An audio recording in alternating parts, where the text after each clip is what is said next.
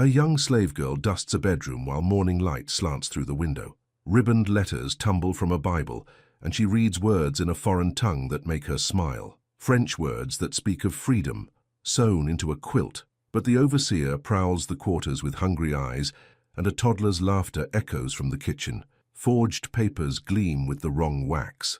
Storm clouds gather over the river. Dogs bay in the distance. At the courthouse steps, stitched words meet daylight for the first time, while a crowd gathers and the church bell tolls. When a child's reading can alter the law itself, and freedom hangs on thread and witness, will the truth spoken in daylight save a family, or will the overseer's midnight hunt reach them first? The kitchen at daybreak held steam like prayers, rising from the biscuit pan in thin white curls. Maria set down the tin cup with a soft clink and watched the steam twist toward the pine rafters. At 11 she moved through morning chores with the quiet precision of someone who had learned early that footsteps could speak louder than words. Maria, Cook's voice was gentle but firm. Miss Lila's room needs dusting. She's gone to the creek with the others. Maria nodded and took the rag, still warm from the wash bucket. The Barrow house stood 3 stories tall, but she knew every board that creaked, every latch that stuck. Up the narrow back stairs, past the landing where Mr. Barrow's ledgers lay stacked, past the portrait of his wife who'd died when Lila was small. Lila's room smelled of lavender water and the cedar chest that held winter quilts. Morning light slanted through the window, catching dust motes like tiny dancers. Maria began with the washstand, then the dresser, working her way toward the bed where Lila's Bible sat on the nightstand. As she lifted the Bible to dust beneath it, a bundle slipped free, letters, tied with blue ribbon, scattered across the coverlet. Maria froze. Her hands trembled as she gathered the papers, but one lay open, and her eyes caught on a line written in careful script. She could read. Not many knew this. The doctor who came for fevers sometimes left his Latin labels where she could see them, and once, through the back window of the riverboat office, she'd listened to a tutor teaching a merchant's son. French words mixed with English in her mind, like milk swirled into coffee. The open letter held mostly English, but near the bottom, one line curved in different letters. La liberté dont vous parlez, cousue dans la courte pointe de votre mère. Maria's lips moved silently, sounding out the words, liberty, your mother's quilt, sewn. Her heart hammered. She read the line again, slower this time. The liberty you speak of, sewn in your mother's quilt. A smile pulled at the corners of her mouth before she could stop it. Words about freedom, hidden in letters about love, pointing to something real, something sewn and kept, and waiting. She slipped the letter back beneath the Bible ribbon and kept the French words lit in her mind like a lantern. The creek gurgled over stones, and Lila's laughter carried on the morning air. But her laughter stopped when she stepped through her bedroom door an hour later and found Maria still there, holding a dust rag and standing very still. "What are you doing?" Lila's voice was sharp. "Dusting, miss." Maria's voice came out steady. "Why are you standing there like that?" Maria looked at the Bible, then at Lila. The French words sat bright in her memory. She could pretend she'd seen nothing, read nothing, but something in Lila's face, a tightness around her eyes, a way her fingers twisted, made Maria choose honesty. "Your letters fell out. I put them back." Lila's face went pale. "You read them?" "I can read a little." Maria's voice was quiet. "French, too." "French?" Lila stepped closer. "What did you read?" Maria hesitated. Then, careful with each word, "La liberté, cousue dans la courte pointe." Lila's breath caught. She sank onto the bed, her hands covering her face. When she looked up, tears made tracks down her cheeks. "You understand what that means?" Something about freedom sewn in a quilt. Lila was quiet for a long moment. Outside, a mockingbird ran through its repertoire, copying the cardinal's call, then the jay's harsh cry. "They're from Thomas," Lila said finally. "Thomas Crane. Papa won't hear of it. Says we have debts, says I'll marry who he chooses. But Thomas knows things. About Mama's quilt. About promises she made." "What promises?" Lila's hand drifted to a small key that hung from a ribbon around her neck. "Mama was different. She believed in manumission, freeing people. Papa says it was foolish sentiment, but Thomas thinks she put something legal in writing, something binding." At the mention of her mother's quilt, Lila's hand drifted to the cedar chest key at her neck. The herb garden behind Aunt Hester's cabin smelled of sage and feverfew. Maria had come for chamomile. Cook said it might ease Mr. Barrow's troubled sleep, But really she'd come for answers. Hester had been midwife for 30 years. She remembered births and deaths, marriages and promises that others had forgotten. "Child, what's got you looking like you swallowed lightning?" Hester's voice carried warmth despite her stern face. At 56, she moved with the careful grace of someone whose hands had caught babies and closed eyes for the last time. "Aunt Hester, you remember when Miss Lila's mama died?" "Course I do, sweet woman." Had ideas about justice that didn't sit well with some. Hester's hands worked among the herb stems, pulling weeds with practiced efficiency. "Why you asking?" Ben appeared from the stable, his grey hair catching sunlight. At 62, he was one of the few who'd been here when the late Mrs. Barrow was alive. His face creased with concern as he approached. "You girls talking about the mistress?" His voice was careful. "Best be cautious. Overseer's been sniffing around the quarters, asking questions about debts and such.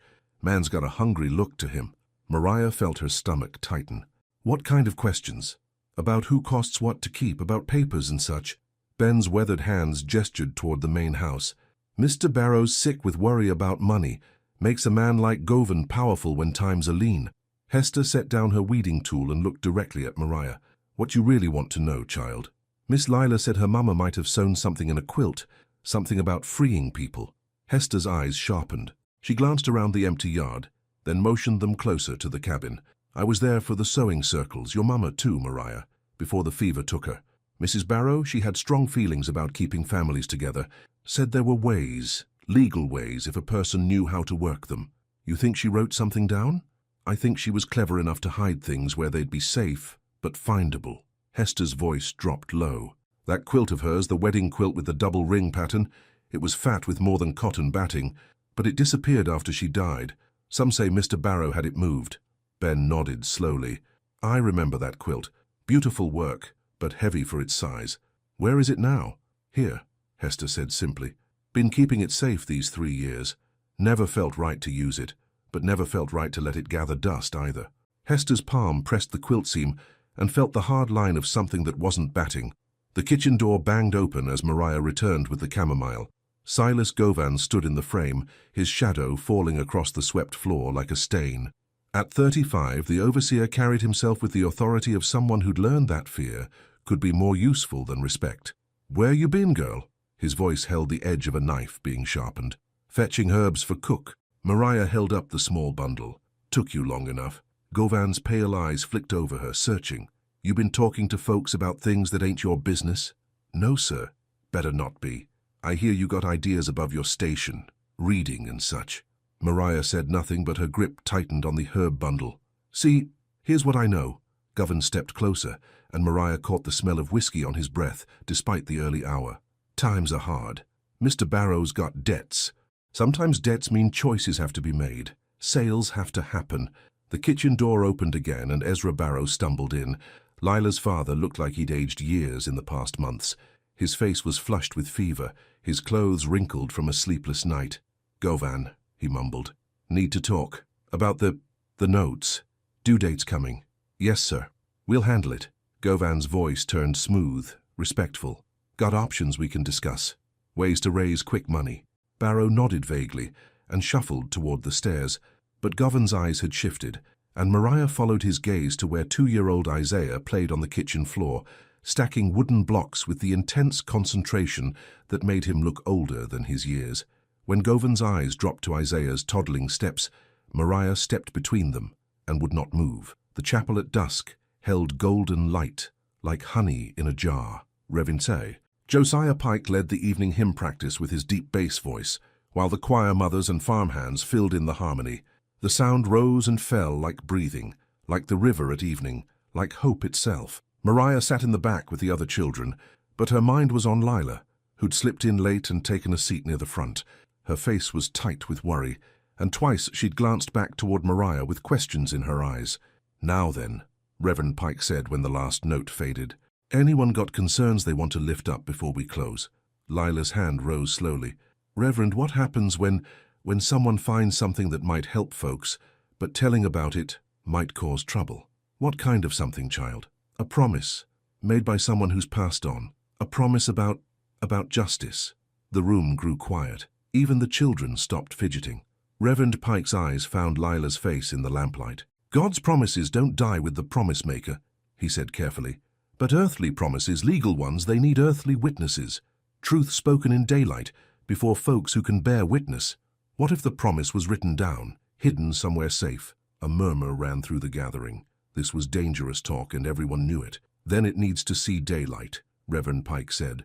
But careful light, with prayer and wisdom, and folks around to see it done proper. Lila looked back at Mariah again. Her eyes held a question and a plea. Mariah stood up. The chapel fell silent. She hid love letters, Mariah said, her clear voice carrying to every corner of the room. Then I read one, and I smiled. She paused, feeling every eye on her, because it spoke of a freedom sown. Gasps rippled through the gathering. Someone whispered a prayer. Reverend Pike's eyes widened. And from the chapel steps came the scrape of boots, the sound of someone listening who shouldn't be there. The last note of the hymn hung like a held breath as Govan's boots scraped the chapel steps. Aunt Hester's cabin was warm with herb steam and lamplight. She'd sent Ben to keep watch while she worked, and now she knelt beside the wedding quilt, her fingers tracing the double ring pattern with reverent care. "This ain't something to do lightly," she murmured. "Your mama stitched this with her own hands, and she was particular about her work." Mariah sat cross-legged nearby, Isaiah sleeping in her lap. The toddler's breathing was soft and even, but she could feel his slight weight like a reminder of everything at stake. Hester's needle worked carefully along one seam, loosening threads that had been secured 3 years ago. "Here," she whispered, "feel that." Mariah's fingers found the hard line beneath the fabric, not batting, something flat and stiff like paper wrapped in oilcloth. "Is it? Feels like it might be, but I'm not opening this all the way tonight. Too risky. If Govan comes sniffing around, better he sees an old quilt that looks untouched." Hester restitched the seam quickly, her needle flashing in the lamplight. "But I seen enough to know your mama's hope wasn't foolish. There's something there, child. Something worth keeping safe." She taught Mariah a lullaby then, hummed low and slow. "My mama taught me this. It's got power to calm a fevered breath, ease a troubled sleep. You sing this to your baby brother when the world gets too heavy, here?" Isaiah stirred in Mariah's arms, but didn't wake. His small fist curled around her finger, trusting and warm. "Aunt Hester," Mariah whispered, "what happens if they try to take him?" "They won't." Hester's voice was firm. "Not if we have anything to say about it. That quilt, what's in it? Your mama put it there for a reason. For times like this. For children like you and Isaiah." The lullaby rose again, soft as moth wings, as the lamp burned low and the night settled around them like a protective shawl. Dawn came grey and unsettled, with clouds the colour of old pewter and wind that rattled the kitchen shutters. Mariah had barely slept, the French words cycling through her mind like a prayer. Liberté, cousu dans la courte pointe. Freedom, sewn in the quilt. Cook moved around the kitchen with unusual quiet, her face creased with worry. "Storm's coming," she muttered, testing the latch on the window. "Can feel it in my bones." The feeling of approaching storm settled over everyone like a heavy quilt. Even the chickens huddled close to their coop, sensing change in the air. Mariah carried Isaiah on her hip as she went about her morning tasks, unwilling to let him out of her sight. "Mr." Barrow appeared at the kitchen door, still in his nightclothes, his face grey with fever and exhaustion. "Mariah," he said, his voice hoarse, "take tea to Miss Lila. She's upset about something." The climb to Lila's room felt longer today, weighted with uncertainty. Mariah balanced the tea tray carefully, Isaiah's small hand gripping her skirt. She knocked softly on the door. "Come in." Lila sat by her window, still in yesterday's dress, her hair undone and falling around her shoulders. Her eyes were red-rimmed from crying or sleeplessness, maybe both. "I heard what you said last night," Lila whispered. "In the chapel, about the freedom sown." "Yes, miss. They'll know what it means. Govan will know." Lila's hands twisted in her lap. "I've put you in danger." Mariah set down the tea tray and looked directly at Lila. The danger was already here, for me and Isaiah both. I just gave it a name. What do we do now? "We find what your mama left. We bring it to light like Rever Pike said." Lila stood and paced to her cedar chest. Her fingers found the small key at her throat. "I've been thinking all night about Mama's stories. She used to tell me about quilts that carried messages, underground railroad quilts with patterns that meant follow the river or safe house ahead. You think she used the quilt to hide her promise? I think she was smarter than any of us gave her credit for." Lila's voice grew stronger. She knew Papa wouldn't honor manumission talk openly, But she also knew legal documents have power if they're witnessed right. Isaiah gurgled and reached for the ribbons on Lila's dresser. Mariah caught his hand gently. "Aunt Hester has the quilt," she said. "She felt something in the binding. Then we go to her. Today, before—" A sharp knock on the door cut her off. They froze. "Miss Lila!" Govan's voice oozed false courtesy through the door. "Your father wants to see you downstairs. Business to discuss." Lila's face went pale. She mouthed one word to Mariah. "Run." The tea tray rattled as Mariah set it down. She scooped up Isaiah and slipped toward the back stairs as Lila opened her door to face whatever Govan wanted. Dr. Leclerc's office smelled of carbolic acid and mysterious brown bottles. Mariah had never been inside before, but Cook had sent her with a message about Mr. Barrow's worsening fever. The doctor was bent over his desk, writing in a ledger with a fine-tipped pen.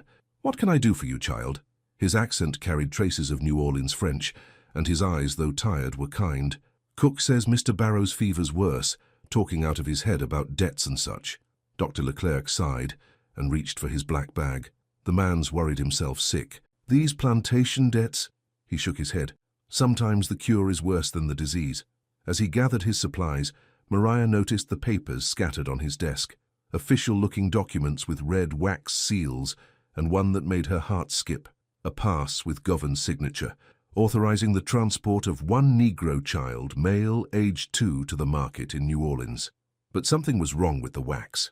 The pass bore deep red wax, but the other documents, the ones she recognized as official parish papers, had lighter red wax, almost pink. "Doctor," she said carefully, "what makes wax different colors?"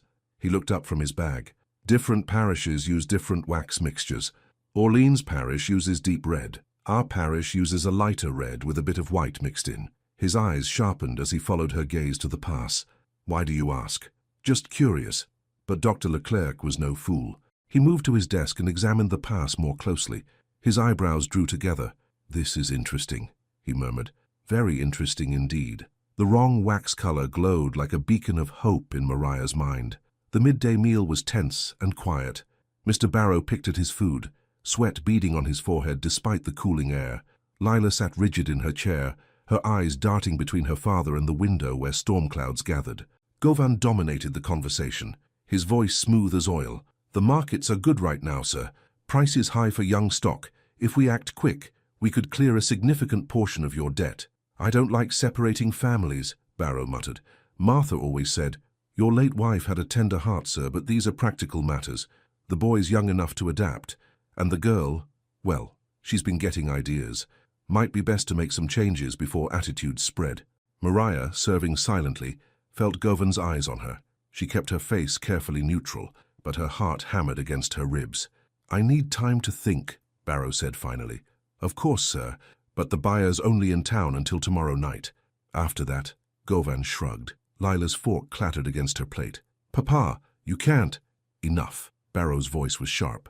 "This is business, not sentiment." But as Mariah refilled his water glass, he caught her wrist gently. His eyes, fever-bright and desperate, searched her face. "I'm sorry," he whispered, so low only she could hear. "I don't know what else to do."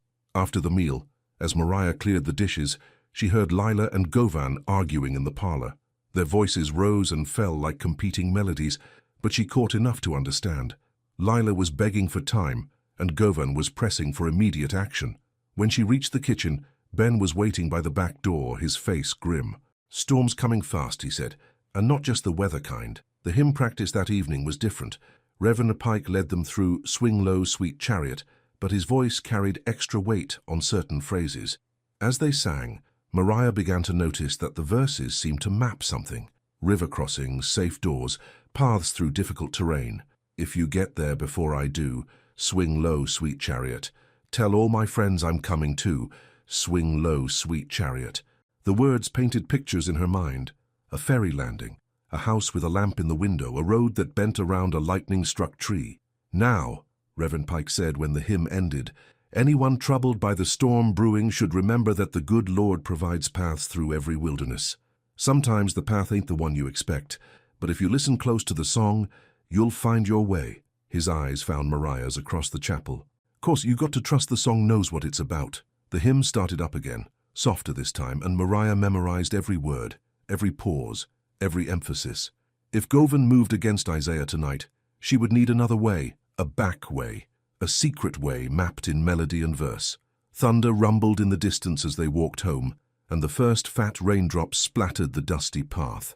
Aunt Hester's cabin glowed with lamplight against the gathering storm. She'd sent word through Ben that Mariah should come after dark, bringing Isaiah. "Time to stop hiding from what needs doing," was the message. Now Hester knelt beside the wedding quilt spread across her small table, her sewing box open beside her. With careful fingers, she opened the seam she'd only glimpsed before. "Lord have mercy," she breathed. From the quilt's binding emerged a strip of fine linen covered in careful stitching. Not decoration, words. Latin words mixed with French, sewn in thread so fine it looked like pen ink. Mariah leaned closer, Isaiah sleepy against her shoulder. "What does it say?" "Can't read it all, but I know some Latin from birthing prayers." Hester's finger traced the stitched lines. "This here, manumissio, that means setting free. And this part, testamentum, that's a will or testament. So it's real, it's legal. Real as rain, child. Your mistress," she sewed a manumission document right into this quilt binding, hidden it where nobody'd think to look but kept it safe and sound. The storm outside was building, wind howling around the cabin corners, but inside, the lamplight held steady, and the stitched words seemed to glow with their own power. "But how do we prove it's real? How do we make it count?" Hester was quiet for a moment, refolding the binding carefully around its precious contents. "That's tomorrow's worry.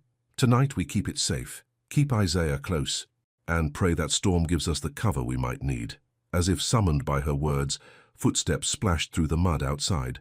Hester quickly covered the quilt with a blanket and motioned for Mariah to sit by the fire as if they'd been chatting about nothing more important than herb gardens. The door burst open without a knock. Govan stood dripping in the doorway, 2 patrollers behind him. "Looking for a runaway child," he said, his eyes scanning the small cabin. "Boy about 2 years old. Thought he might have wandered this way." "No children here but these," Hester said calmly, nodding toward Mariah and Isaiah. "That's the boy." Govan stepped inside, tracking mud across Hester's clean floor. "Come to collect him." "On whose authority?" Hester's voice was steel wrapped in velvet. "Mr. Barrow's authority. Sale's been arranged." "In the middle of a storm? At night? Without proper papers?" Govan's hand moved to his coat pocket. "Got papers right here." But before he could produce them, Isaiah, who'd been half asleep in Mariah's arms, suddenly woke and began to wail. The sound was piercing, urgent, and it triggered something in the other children of the quarters. From cabin to cabin, voices rose, some singing, some calling, some just making noise. The sound was deliberate, Mariah realized, a warning system, like birds calling danger. And in the confusion, Ben appeared in the doorway behind the patrollers. "Mr. Govan," he said respectfully. "Message from Mr. Barrow wants to see you at the house immediately. Something about the fever getting worse." Govan cursed under his breath. The storm, the noise, the urgent summons, it was all working against his plans. "This ain't over," he said, pointing at Isaiah. "That boy's sold and he's leaving tomorrow night, storm or no storm." After they left, Hester barred the door and looked at Mariah with new urgency. "Child, I think the Lord just bought us a little time, but not much. Tomorrow we make our move." The storm's drumbeat on the roof seemed to echo her words as thunder crashed overhead, and Isaiah finally quieted in Mariah's arms. Dr. Leclerc arrived at dawn, his horse steaming in the clearing air. The storm had passed, leaving the world washed clean and glittering with raindrops. He knocked softly on Hester's door. "Heard there might be some folks needing medical attention," he said when Hester opened the door. But his eyes held a different message. "Come in, doctor. We're grateful for your care." Inside, with the door closed, his manner changed. "I examined those papers more closely last night. That pass is a forgery, wrong wax, wrong signature style. If someone wanted to challenge it legally—" "We might have something to challenge it with," Hester said carefully. She glanced at Mariah, who nodded. Dr. Leclerc's eyes widened as Hester showed him the stitched strip from the quilt binding. He bent close, his medical training helping him read the Latin terms. "In nomine Patris, manumissio perpetua, familia non dividenda." He looked up. "This grants permanent freedom and forbids family separation. If it's legitimate, it overrides any sale. If," Mariah's voice was small, "it needs to be witnessed by official authority, a clerk, a judge, someone with power to authenticate documents. The parish clerk's office is in town," Hester said. "But with the roads after the storm—" "There's a back way," Mariah said, remembering the hymn. "Reverend Pike's song, it maps a path through the high ground." Dr. Leclerc nodded slowly. "If you can reach town, I can vouch for the handwriting and the medical terms, but it needs to happen today. Once that boy's on a boat to New Orleans, legal documents won't help." Steam lifted in curls as the storm's drumbeat softened to a steady tap. The news came at mid-morning via a boy on a tired horse. The parish clerk had been called away on urgent business, but his deputy would handle document review at sunrise the next day, if the weather held and the roads stayed passable. Lila found Mariah in the kitchen garden, picking herbs that didn't need picking, trying to stay busy while her mind raced. "We have to leave tonight," Lila whispered. "Papa's agreed to the sail. The boat leaves at dawn. Dr. Leclerc said he'd help, and Revy. Pike's hymn maps a way to town that doesn't use the main roads. You really think you can navigate by a song?" Mariah looked toward the quarters, where the sound of that same hymn rose from a dozen cabins, voices weaving together like rope. "I think that song's been teaching us the way all along. We just never needed to listen so close before." Lila tightened the pouch string. Mariah set the lantern angle low like a signal. The moon hung behind thick clouds, offering only brief glimpses of silver to light their path. Mariah led the small group through the muddy trail behind the quarters, Isaiah strapped to her back in a length of soft cloth, the baby's breathing warm against her neck. Behind her came Lila, clutching the refolded quilt binding, and Ben, leading the old mule loaded with their few possessions. The hymn verse echoed in Mariah's mind. "If you get there before I do, swing low, sweet chariot." Revdi. Pike had sung it with special emphasis on certain words, before swing low. She'd puzzled over the meaning until Ben explained. The ferry landing lay before the main bridge, a swing ferry that rode low in the water. The trail branched ahead, and Mariah paused. The hymn seemed to point left toward higher ground, but her memory of the landscape suggested the right path would be shorter. She closed her eyes, letting the melody guide her. "Tell all my friends I'm coming too, swing low, sweet chariot." The word too had carried a particular note, a lifting tone that suggested elevation. Left then, toward the ridge path. They climbed steadily, mud sucking at their shoes, branches reaching across the narrow way like grasping fingers. Isaiah stirred against her back but didn't wake. Behind them, far enough away to be safe but close enough to be frightening, came the sound of dogs. "They've set the hounds," Ben whispered. "The hymn says to follow the river," Mariah replied, remembering another verse.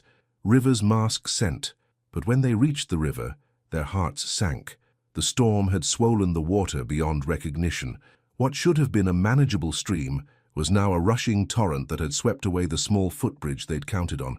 The hymn verse seemed to point to the wrong crossing, but Mariah paused, remembering something from a dream. Or was it a vision? A bend in the river where lightning had split an ancient cypress, leaving it standing like a broken monument. "This way," she said, turning upstream. "You sure, child?" Ben's voice carried worry. "That's opposite from what I'd expect." But Mariah had learned to trust the inner compass that had guided her to the French words, to the quilt's secret, to this moment. "The split cypress," she said, "like a torn page, it'll be there." They pushed through dense undergrowth as the dogs' voices grew closer. The mule's hooves slipped on wet stones, and Lila stumbled on a hidden root, catching herself just before she fell into the rushing water. Then around a bend that seemed to appear from nowhere stood the lightning-split cypress. Ancient and massive, its trunk cleaved in two but still alive, still standing sentinel over a narrow place where fallen logs created a precarious bridge. The split cypress appeared like a torn page as dogs bayed somewhere behind them. The crossing was treacherous. The logs were slick with moss and rain, and the water beneath them rushed with deadly force. Ben went first, testing each step, the mule's lid rope in his hand. The old animal's eyes rolled white with fear, but it trusted Ben enough to follow. Lila went next, the precious quilt binding wrapped in oilcloth and tied around her waist. Her city shoes slipped on the wet bark, and twice Ben had to catch her hand to keep her from falling.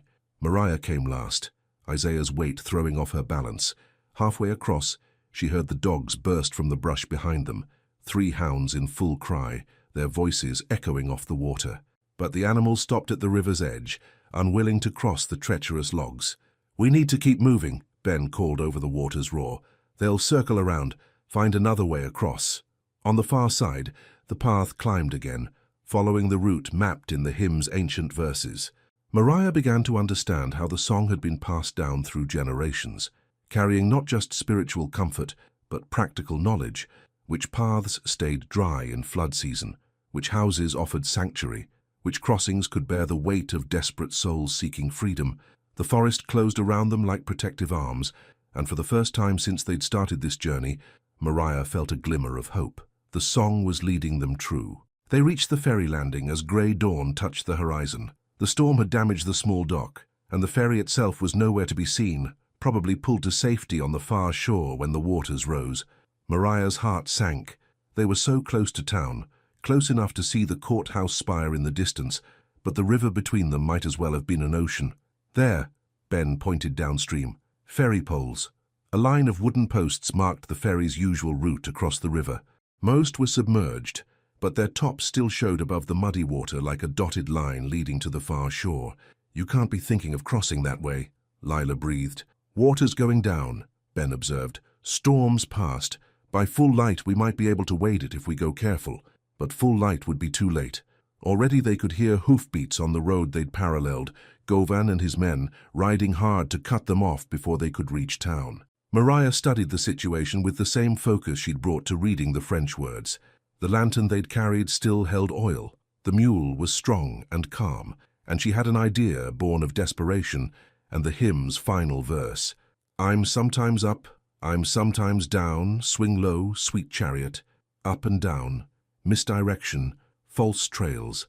"Ben," she said quietly, "can you make that lantern bob like someone's carrying it downstream?" His weathered face broke into understanding. "Draw them off while you cross here?"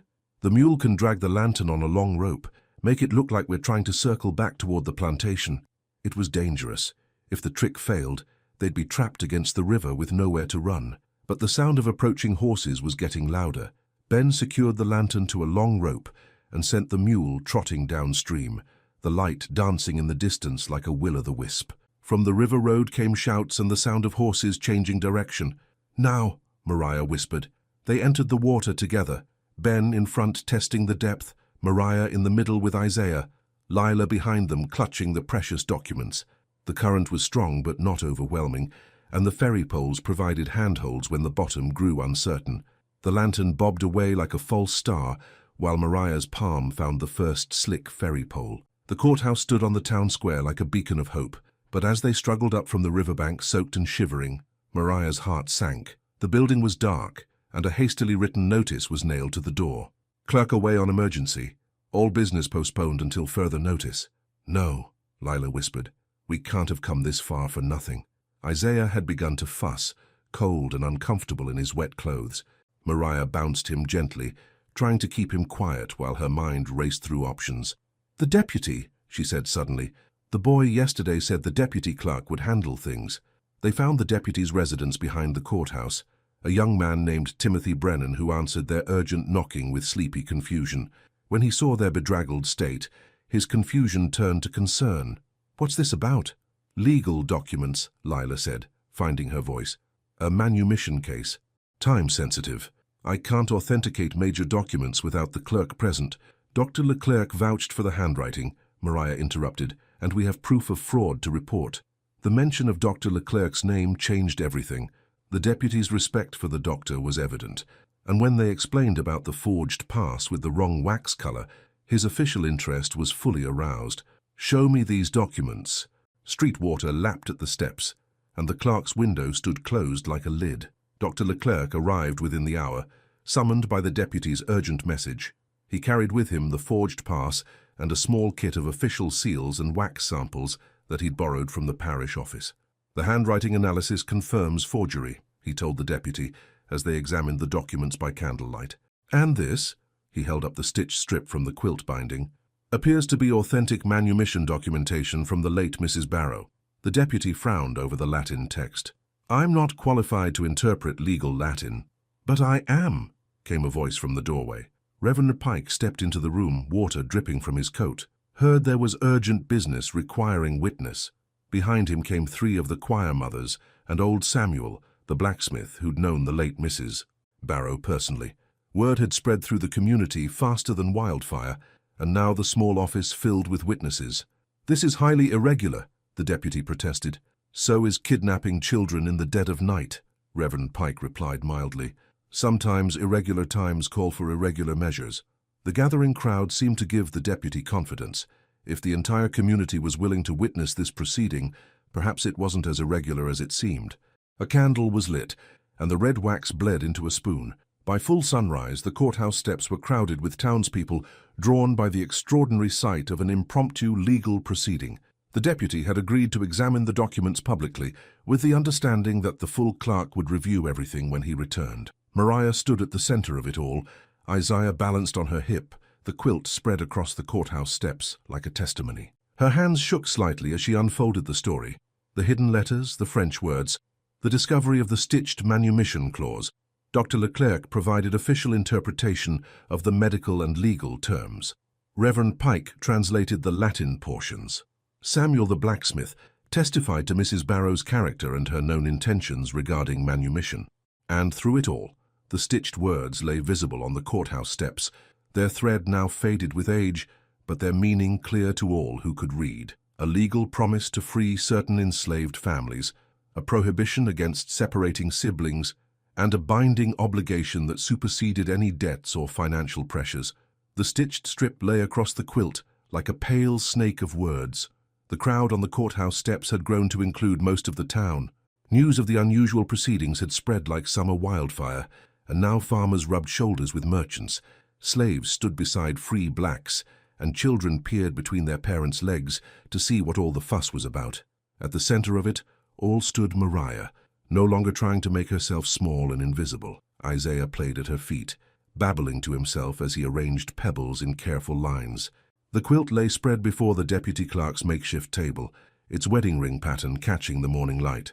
"Now then," the deputy said, his voice carrying to the back of the crowd, "let's examine these documents in order." He held up the forged pass first, its deep red wax seal catching the light. "This purports to authorize the transport of one Isaiah, age 2, from Barrow Plantation to New Orleans Market." A murmur ran through the crowd. Several people shifted uncomfortably. The business of buying and selling humans was legal, but not something most folks wanted to witness up close. "However," the deputy continued, "Dr. Leclerc has identified several irregularities." He gestured to a small collection of wax samples that glowed like jewels in the morning sun. "The wax color is wrong for our parish. The signature shows signs of forgery. And the timing, attempting transport in the middle of a severe storm, suggests urgency that borders on desperation." From the back of the crowd came a commotion. Govan had arrived with 2 patrollers, their horses steaming from a hard ride. His face was purple with rage as he pushed through the gathered townspeople. "What's the meaning of this?" he shouted. "That boy is legally purchased property. I have the papers." "Indeed you do," the deputy replied calmly. "And we're examining those papers now." The crowd parted reluctantly to let Govan through, but Mariah noticed how many faces turned away from him, how many shoulders turned cold. Word of his midnight hunt with dogs had spread too, and the community's judgment was clear. "The pass appears to be fraudulent," the deputy announced. "Wrong wax, forged signature, improper timing. That's impossible." Govan snatched the document and examined it himself. "This came straight from the parish office." Dr. Leclerc stepped forward with a magnifying glass. "Perhaps you can explain why Orleans parish wax appears on a document supposedly issued by our clerk." The wrong wax crumbled under a thumbnail while the crowd leaned in. But Govan wasn't finished. His face had gone from purple to dangerous grey, and his hand rested on the pistol at his belt. "Even if the pass is questioned," he said, "the sale itself is legal. Mr. Barrow signed the papers. I have witnesses." "What witnesses?" Reverend Pike's voice carried gentle challenge. "Doc Leclerc himself was there, and Lila Barrow. They saw her father sign." Dr. Leclerc frowned. "I was called to treat Mr. Barrow's fever. The man was delirious, barely conscious. I would hardly call him competent to sign legal documents. And I," said Lila, stepping forward from where she'd been standing with the other women, "I begged my father not to sign. I told him about Mama's manumission clause. He said he'd wait for the clerk to return so it could be properly examined." Govan's hand moved closer to his weapon. "That's not how I remember it." The crowd began to murmur uneasily. This was moving beyond document examination into something that looked like direct confrontation. But then Samuel the blacksmith spoke up, his voice carrying the authority of a man who'd lived 70 years and feared very little. "I remember Martha Barrow's wedding day," he said. "I made the ring myself, silver band with a rose engraving. She wore it at the porch blessing where she spoke her vows to love and protection before God and witnesses. He gestured toward the deputy's table. That ring there, the one that came with the quilt, that's the ring I made. And if you check the parish records, you'll find the porch blessing recorded, including Martha's specific vows about manumission and family protection. The deputy reached for a thick ledger and began turning pages. The crowd waited in breathless silence. "Here," he said finally. "Marriage record, Ezra Barrow and Martha Sinclair. Porch blessing witnessed by..." He squinted at the faded writing. "Reverend Josiah Pike, Dr. Henri Leclerc, Samuel McBride, and others. Special notation: bride spoke vows regarding protection of servant families and manumission schedules as per her father's wishes." Another murmur from the crowd, this one with a different tone. The pieces were fitting together like a puzzle, and the picture they made was damning for Govan. "Furthermore," the deputy continued, "the record notes the specific ring and seal used for the blessing. Silver band with rose engraving, blessed with pink wax seal of this parish." He held up the ring that had been sewn into the quilt binding alongside the manumission clause. Even from a distance the rose engraving was visible, and when he touched it with the parish seal, the pink wax showed a perfect match. Govan looked around the circle of faces and saw his support crumbling like the wrong-colored wax under the deputy's thumbnail. "This is all very touching," he said, his voice tight with desperation, "but sentiment don't pay debts. Barrow owes money, and that money comes due whether his dead wife wrote pretty words on fabric or not." "Actually," said a new voice from the edge of the crowd, "the debts are not as pressing as you've led Mr. Barrow to believe." Everyone turned to see Ezra Barrow himself, supported by two neighbors, his face still grey with fever, but his eyes clear for the first time in weeks. Behind him walked Lila, her chin raised with something like pride. "I've spent the morning reviewing my books with clear eyes," Barrow said, his voice weak but determined. "Amazing how numbers look different when you're not half mad with fever and whiskey." He gestured toward Govan. "My overseer has been creative with the ledgers. Debts that don't exist, payments that were never due, sales that were unnecessary." "That's a lie." Govan's voice cracked like a whip. "Then explain this." Barrow held up a second ledger, this one with different handwriting. "My real books, the ones I keep myself, the ones that show we're not in debt at all, we're owed money.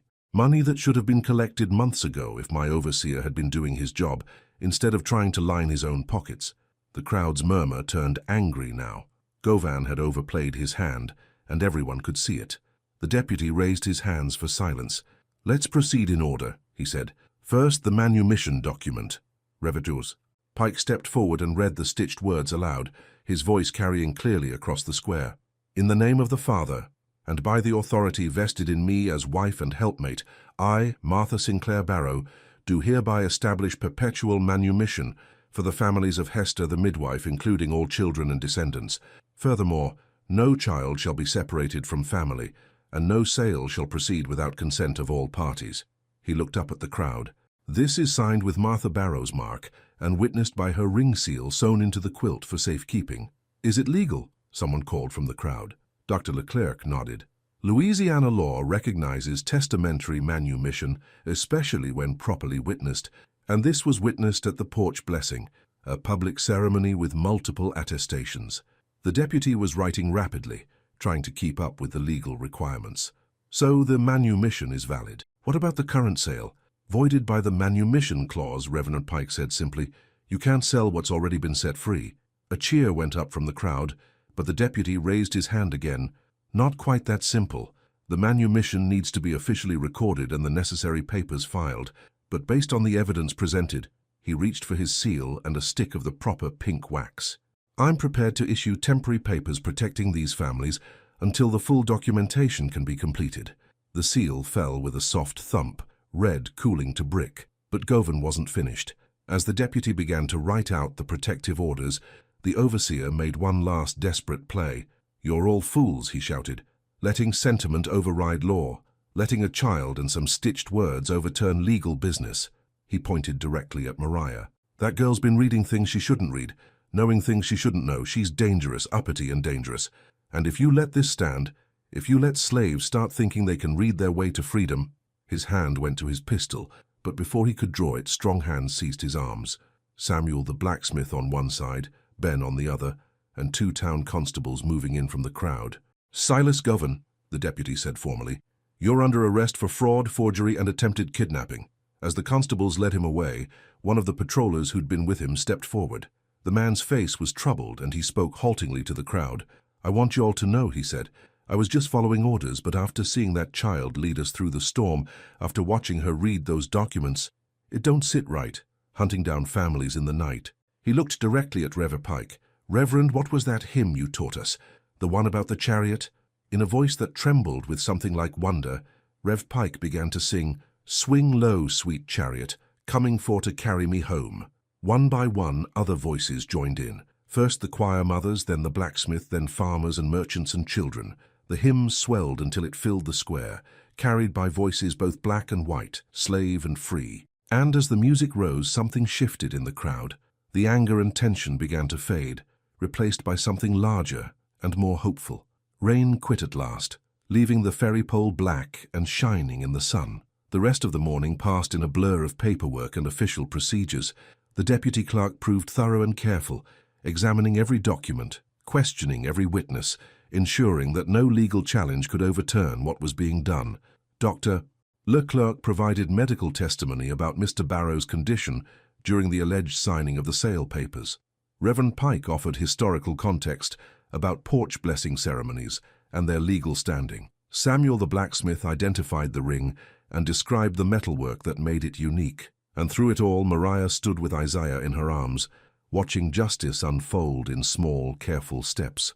By noon, the papers were complete. The manumission was officially recorded, the family protection orders were signed and sealed, and a new household charter was drafted to govern the relationship between the Barrow family and their newly freed servants. "This don't mean everything changes overnight," the deputy warned as he handed over the documents. "There's still work to be done, arrangements to be made. Freedom's a big responsibility." "We understand," Aunt Hester said, speaking for the first time since the proceedings began. "We've been preparing for responsibility our whole lives." Ezra Barrow stepped forward, looking older than his 48 years, but somehow lighter too, as if a great weight had been lifted from his shoulders. "I want to say something," he announced to the crowd. "My wife tried to tell me before she died that holding people against their will was a sin against God and nature. I was too proud, too worried about money and appearances to listen." He looked directly at Mariah. "It took a child with more courage than I've ever shown to make me see the truth, Martha's truth." He pulled out a document from his coat. "I'm not just honoring my wife's manumission, I'm expanding it. Any family that wants to stay and work for wages, they're welcome. Any family that wants to leave and make their own way, they have my blessing and what help I can provide." Another cheer from the crowd, and this time the deputy didn't try to quiet it. "Furthermore," Barrow continued, "I'm establishing a school. If Mariah here can teach herself to read French and Latin, if she can decode legal documents that stumped grown men, then every child on this plantation should have the chance to learn letters and numbers." Lila stepped up beside her father, her face glowing with pride and possibility. "I'll help teach," she said. "Mama would have wanted that." The crowd began to disperse, people heading back to their interrupted work and lives. But many stopped to speak with Mariah, to touch Isaiah's head for luck, to thank Rev. Pike for his wisdom and Dr. Leclerc for his courage in standing up for truth. As the square emptied, Mariah found herself surrounded by her new family, Aunt Hester with tears in her eyes, Ben grinning like a man half his age, Lila holding the carefully refolded quilt, and Ezra Barrow looking like he'd discovered something precious he'd thought was lost forever. That evening they gathered in the Barrow kitchen for the first time as free people. The familiar space looked exactly the same. Steam still rose from the wash bucket, tin cups still caught the lamplight, the biscuit rack still held tomorrow's breakfast, but everything felt different. Cook had prepared a feast despite the day's chaos, and for the first time in living memory, everyone sat at the same table. Mr. Barrow at the head, Lila beside him, then Aunt Hester and Ben and Mariah with Isaiah on her lap. "Before we eat," Reverend Pike said, he'd been invited to share the meal, "I think we should give thanks, not just for food, but for courage, not just for freedom, but for the wisdom to use it well." They bowed their heads, and his prayer was simple and heartfelt. "Lord, you've shown us that your truth is stronger than human law, that your justice is mightier than human greed. Help us to build something worthy of the sacrifice it took to get here. Help us to remember that freedom means responsibility, and that justice means looking out for each other. Amen." they said together. As they ate, they talked about practical things, where families would live, how the wages would be calculated, when the school would start. But underneath the practical talk was something else, a sense of possibility, of doors opening that had been locked for generations. "Mariah," Mr. Barrow said during a lull in the conversation, "I owe you an apology, and more than that, I owe you a debt I can never repay." "No debt," Mariah said quietly. "Your wife already paid it, 3 years ago, when she sewed freedom into that quilt. I just helped bring it to light." "Even so." He reached into his pocket and pulled out something small and silver, Martha's wedding ring. "She would have wanted you to have this, as a reminder that promises kept even after death have power to change the world." Mariah's eyes filled with tears as she accepted the ring. It was still warm from his pocket, and when she slipped it onto her finger, it caught the lamplight like a small star. From the quarters came the sound of singing, not the coded hymn of escape and journey, but something new, a hymn of thanksgiving, of celebration, of hope made real. Flower dust rose in the sunbeam as the hymn started low. Later, as the evening star appeared over the horizon, Mariah stood on the kitchen porch with Isaiah sleeping in her arms. The day felt like a dream, too large and wonderful to be entirely real. Lila joined her, carrying 2 cups of sweet milk. "Are you scared?" Lila asked softly. "About what?" "About being free, about all the responsibility Reverend Pike talked about." Mariah considered the question seriously. Freedom did feel heavy, like putting on new clothes that didn't quite fit yet. But it also felt right, like something that had been waiting for her to grow into it. "I'm scared," she admitted, "but I'm ready too. I've been reading all my life, reading faces, reading signs, reading between the lines of what people say and don't say. Now I get to read real things. Books, legal papers, letters that don't have to be hidden." From the courthouse square, faint but clear in the still air, came the sound of evening bells. And nailed to the courthouse board, the ribboned manumission papers fluttered once in the breeze, then settled into stillness.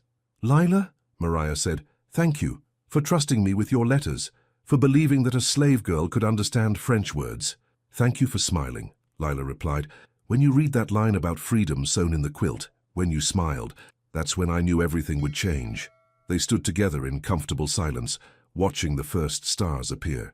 In the distance, the ferry bells chimed the hour, and somewhere in the quarters, a mother was singing her baby to sleep with the same lullaby Aunt Hester had taught them all. On the courthouse board, the ribboned paper fluttered once, then rested.